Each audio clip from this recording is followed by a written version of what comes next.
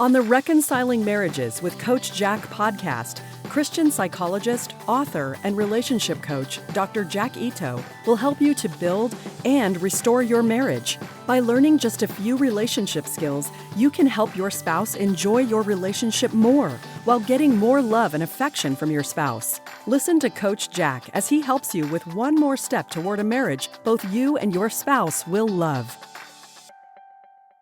Making small changes in the way you talk to your spouse can create substantial improvement in your relationship.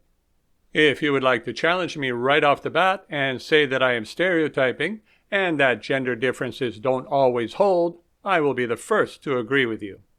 Let's not get overly concerned about the male and female aspect and seek to understand communication differences and how to do better, okay?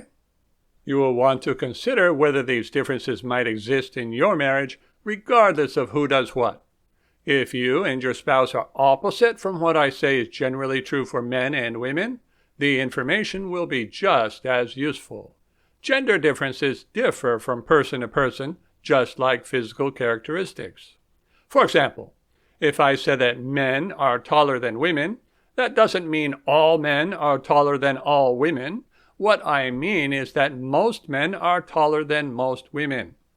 There are many cases where women are taller than men. Being tall and not so tall both have their advantages and disadvantages. At 6 feet 2 inches, my height allows me to reach things in high places.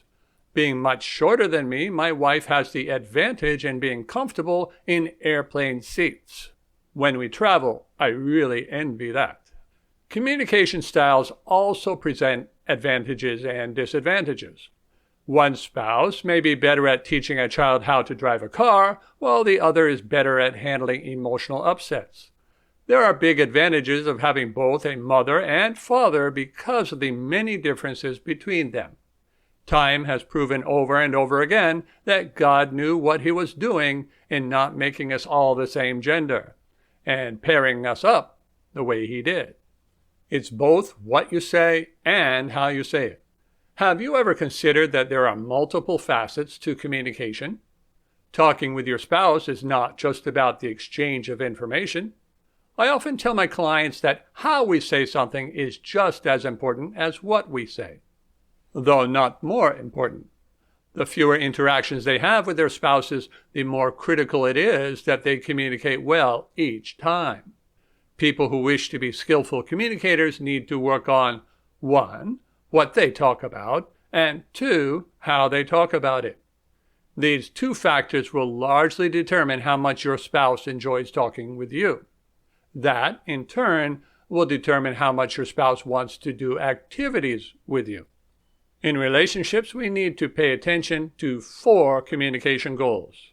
In our marriage, communication should help us to 1. Get along. 2. Build or maintain similarity. 3. Foster trust and intimacy. And 4. Provide needed information. If talking were only about providing needed information, couples wouldn't have much to say to each other. In business partner relationships, this is exactly what happens. New business, like moving, a baby, a new house, or a new job, stimulate lots of conversation. Over time, there is less and less that is said because less needs to be said. Connection wanes. Love and romance disappear, even though sex and activities may continue. One thing to notice here is that doing activities or having sex does not build emotional connection. It is emotional connection which makes these things enjoyable. Emotional connection comes before enjoyable activities and sex and is mostly fostered by talking. Once emotional connection has been lost, it again needs to be restored by talking. No amount of sex or vacation travel will ever do what good talking can do. Talking that builds connection is relaxed, friendly, and validating. Talking about problems usually lacks relaxation, friendliness, and validation. For this reason, talking about problems does not rebuild emotional connection. On the contrary, it usually increases emotional distance. The more we talk about relationship problems, the faster our relationships will deteriorate. The more we validate by being similar, agreeing, and empathizing, the more our relationships will build. You only need to try out these two approaches a few times before you see the reality of what really works. Did you know that body language matters in talking with our spouses? If you only focus on the words, you may express things poorly or miss a lot of what your spouse is saying. Changing your tone of voice or facial expression can completely change the meaning and effectiveness of what you say.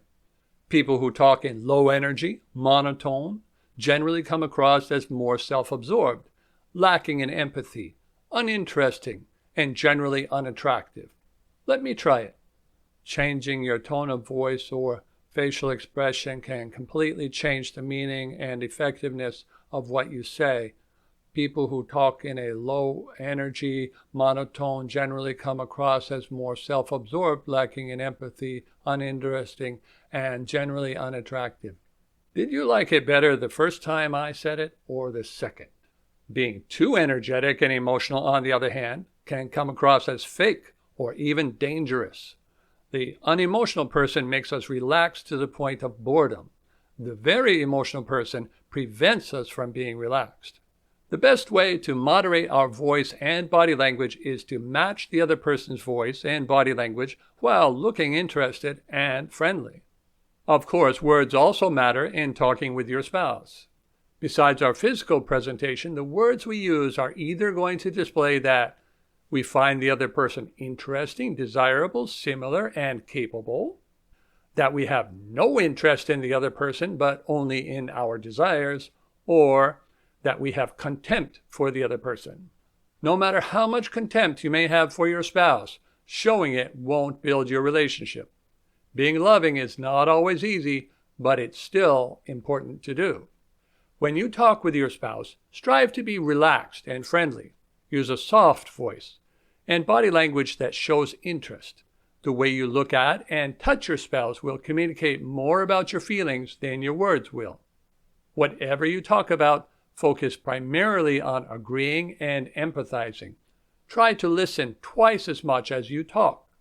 It takes far more time to deal with the problems resulting from poor communication than it does to take a few extra seconds to have enjoyable conversation, whether in the workplace or in the home. Effective communication is always going to include elements that make the other person feel we like them. Make sure your body language, words, and actions all match. There never needs to be confusion in understanding what your spouse wants. All you have to do is look at the actions he or she takes.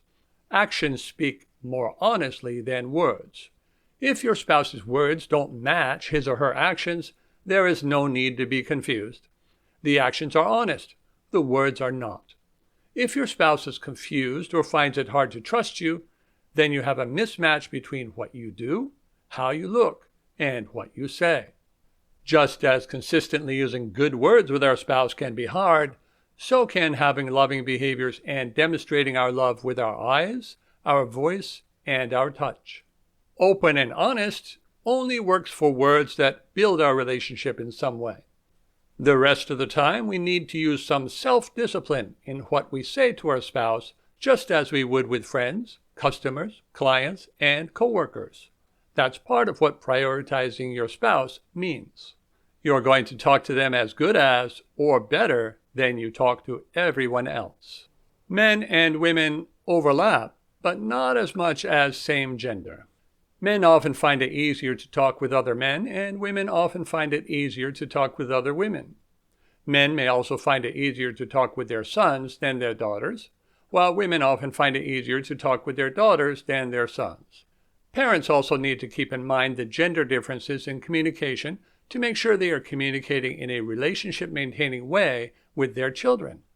If you have trouble talking with either your spouse or your children, it may be that you are not adjusting to their communication needs.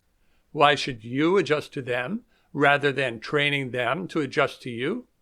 Because training people to talk the way you like is invalidating and distancing. We can sometimes train others to speak the way we like if They are desiring to have a better relationship with us and are willing to make changes, or we use good boundaries to give them no other option and make sure to reward any positive changes they make. Before attempting to teach your spouse how to talk to you in a better way, make sure that you are talking in a good way. We must always remove the log from our own eye before attempting to remove the splinter from someone else's eye, as Jesus taught us in Matthew chapter 7, verses 3 to 5. Now let's talk about how most men and some women communicate. Men are more focused on the subject than either the words or the process. Men are much more likely to focus on the subject of the discussion than on the way it is being discussed. They are less likely to notice or care about how the other person is feeling. Men are more focused on facts than feelings. What happened and what was said tend to be much more important to men than how someone felt about what happened or what was said. This makes it much harder for them to empathize because they are not even aware of the feelings to empathize with. I can ask a male client what he said to his wife and he can quickly tell me. If I ask him how his wife felt when he told her that, he will often say he doesn't know or didn't pay attention. He focused on the content, not on his wife or the way he was saying things. Men often focus on getting their wives to take an action rather than on helping them to enjoy the communication. Men need to remember that the way to a woman's heart is through her ears. Men are results-oriented. Communication is not an end in itself for most men. This is often true for dating or other activities as well. My male clients who want to reconcile are often so focused on getting their wives to give them a chance that they pay no attention to how enjoyable what they say is to their wives. People want to be validated regardless of whether they are right or wrong. The person who can do that is going to be the relational winner. We don't need to lie to validate, but we must be willing to look for the truth in what the other person is saying, no matter how small. Then we need to close our mouth before the disagreement comes out. Reconciling, like the initial courtship period before marriage, requires creating good interactions consistently. It is the good interactions that then lead us to marriage. Men need to learn that pleasing communication leads to their getting what they want, much more than debating facts. Men often prioritize being right over creating connection, except when first dating in a new relationship. That is because at that time, their goal was to be liked. Men see problems as opportunities for solutions. If you ask men what the point of talking about problems is, they will almost always say to find a solution. It never occurs to them that talking about problems is an opportunity to create greater emotional connection. They might make a plan about how to create greater emotional connection, but they wouldn't see working together on the plan as connecting in itself. Men want to move forward. Men do not want to discuss the same topic repeatedly. It would feel to them like they were not making progress. This is much improved if they take the burden off of themselves to find solutions and to simply provide validation. For men, talking is much more for discussing than for pleasure, is for accomplishing a purpose or moving toward a goal. Having to have the same discussion feels frustrating or like a failure. Many men will shut down rather than repeatedly talk about something because of the feelings of frustration and failure it creates. How most women and some men communicate. Women are more focused on process than solutions. Women typically pay much more attention to eye contact, facial expression, tone of voice, and body language. This often makes them more effective at expressing empathy since they pick up on the other person's feelings.